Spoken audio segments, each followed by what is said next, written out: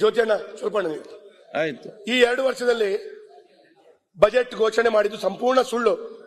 ನೀವು ಈ ಸಲ 23, 24, 24, 25 ಬಜೆಟ್ ಸಂಪೂರ್ಣ ದಕ್ಷಿಣ ಕನ್ನಡ ಜಿಲ್ಲೆ ಉಡುಪಿ ಜಿಲ್ಲೆಯವರಿಗೆ ಚೊಂಬನ್ನ ಕೊಟ್ಟಿದ್ದೀರಿ. ಆ ಚೊಂಬನ್ನ ಕೊಟ್ಟದ್ದು ಇವತ್ತು ಪುನರಪಿ ಆ 24-5 ಬಜೆಟ್ ನ ಪ್ರಕಾರ 5-6 ಬಜೆಟ್ ಚೊಂಬನ್ನ ಕೊಡುವಂತ ಕೆಲಸ ಕಾರ್ಯಗಳು ಮಾಡಬೇಡಿ ಅಂತ ಹೇಳೋದು ನಾನು ಇವತ್ತು ಹೇಳ್ತೇನೆ.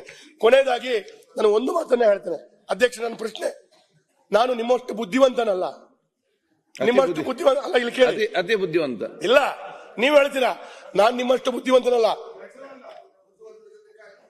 ಆದ್ರೆ ನನ್ನೊಂದು ಪ್ರಶ್ನೆ ಇದೆ ಅಧ್ಯಕ್ಷರೇ, ಹಾಲಿನ ದರದಿಂದ ಹಿಡಿದು stamp duty, land value tax, ನೀರಿನ ದರ, ಎಕ್ಸೈಸ್ ಡ್ಯೂಟಿ, ಮರಣ ಜನನ ಪ್ರಮಾಣ ಪತ್ರ 5 ರೂಪಾಯಿ 50 ರೂಪಾಯಿ ಮಾಡಿದೆ ಈ ಸರ್ಕಾರ.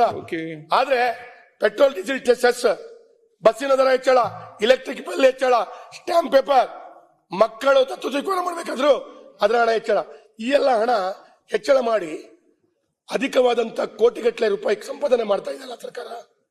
ಯಾರಿಗೆ ಕೊಡ್ತಾ ಇದೆ ಗೊತ್ತಿಲ್ಲ ನನಗೆ. ಯಾಕೆ ಅಂತ ಕೇಳ್ತೀನಿ.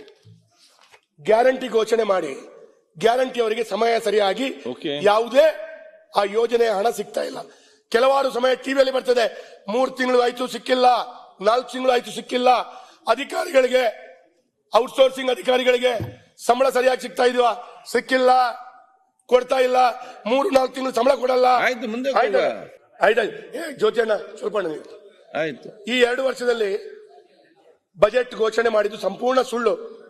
ನೀವು ಈ ಸಲ 23, 24, 25 ಬಜೆಟ್ ಸಂಪೂರ್ಣ ದಕ್ಷಿಣ ಕನ್ನಡ ಜಿಲ್ಲೆ ಉಡುಪಿ ಜಿಲ್ಲೆಯವರಿಗೆ ಚೊಂಬನ್ನ ಕೊಟ್ಟಿದ್ದೀರಿ. ಆ ಚೊಂಬನ್ನ ಕೊಟ್ಟದ್ದು ಇವತ್ತು ಪುನರಪಿ ಆ 24-5 ಬಜೆಟ್ ನ ಪ್ರಕಾರ 5-6 ಬಜೆಟ್ ಚೊಂಬನ್ನ ಕೊಡುವಂತ ಕೆಲಸ ಕಾರ್ಯಗಳು ಮಾಡಬೇಡಿ ಅಂತ ಹೇಳೋದು ನಾನು ಇವತ್ತು ಹೇಳ್ತೇನೆ. ಕೊನೆಯದಾಗಿ ನಾನು ಒಂದು ಮಾತನ್ನ ಹೇಳ್ತೇನೆ ಅಧ್ಯಕ್ಷ, ನನ್ನ ಪ್ರಶ್ನೆ, ನಾನು ನಿಮ್ಮಷ್ಟು ಬುದ್ಧಿವಂತನಲ್ಲ, ನಿಮ್ಮಷ್ಟು ಬುದ್ಧಿವಂತ ಅಲ್ಲ, ಇಲ್ಲಿ ಕೇಳಿ, ಅದೇ ಬುದ್ಧಿವಂತ ಇಲ್ಲ, ನೀವು ಹೇಳ್ತೀರಾ ನಾನು ನಿಮ್ಮಷ್ಟು ಬುದ್ಧಿವಂತನಲ್ಲ. ಆದ್ರೆ ನನ್ನೊಂದು ಪ್ರಶ್ನೆ ಇದೆ ಅಧ್ಯಕ್ಷರೇ, ಹಾಲಿನ ದರದಿಂದ ಹಿಡಿದು stamp duty, land value tax, ನೀರಿನ ದರ, ಎಕ್ಸೈಸ್ ಡ್ಯೂಟಿ, ಮರಣ ಜನನ ಪ್ರಮಾಣ ಪತ್ರ 5 ರೂಪಾಯಿ 50 ರೂಪಾಯಿ ಮಾಡಿದೆ ಈ ಸರ್ಕಾರ. ಆದ್ರೆ ಪೆಟ್ರೋಲ್ ಡೀಸೆಲ್ ಸೆಸ್, ಬಸ್ಸಿನ ದರ ಹೆಚ್ಚಳ, ಇಲೆಕ್ಟ್ರಿಕ್ ಬಿಲ್ ಹೆಚ್ಚಳ, ಸ್ಟ್ಯಾಂಪ್ ಪೇಪರ್, ಮಕ್ಕಳು ದತ್ತು ಸ್ವೀಕಾರ ಮಾಡಬೇಕಾದ್ರು ಅದರ ಹಣ ಹೆಚ್ಚಳ, ಈ ಎಲ್ಲ ಹಣ ಹೆಚ್ಚಳ ಮಾಡಿ ಅಧಿಕವಾದಂತ ಕೋಟಿಗಟ್ಟಲೆ ರೂಪಾಯಿ ಸಂಪಾದನೆ ಮಾಡ್ತಾ ಇದೆಯಲ್ಲ ಸರ್ಕಾರ. ಯಾರಿಗೆ ಕೊಡ್ತಾ ಇದೆ ಗೊತ್ತಿಲ್ಲ ನನಗೆ. ಯಾಕೆ ಅಂತ ಕೇಳ್ತೀನಿ. ಗ್ಯಾರಂಟಿ ಘೋಷಣೆ ಮಾಡಿ ಗ್ಯಾರಂಟಿ ಅವರಿಗೆ ಸಮಯ ಸರಿಯಾಗಿ ಯಾವುದೇ ಆ ಯೋಜನೆಯ ಹಣ ಸಿಗ್ತಾ ಇಲ್ಲ.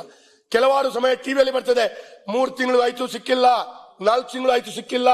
ಅಧಿಕಾರಿಗಳಿಗೆ, ಔಟ್ಸೋರ್ಸಿಂಗ್ ಅಧಿಕಾರಿಗಳಿಗೆ ಸಂಬಳ ಸರಿಯಾಗಿ ಸಿಗ್ತಾ ಇದೀವಾ? ಸಿಕ್ಕಿಲ್ಲ, ಕೊಡ್ತಾ ಇಲ್ಲ, 3-4 ತಿಂಗಳು ಸಂಬಳ ಕೊಡಲ್ಲ.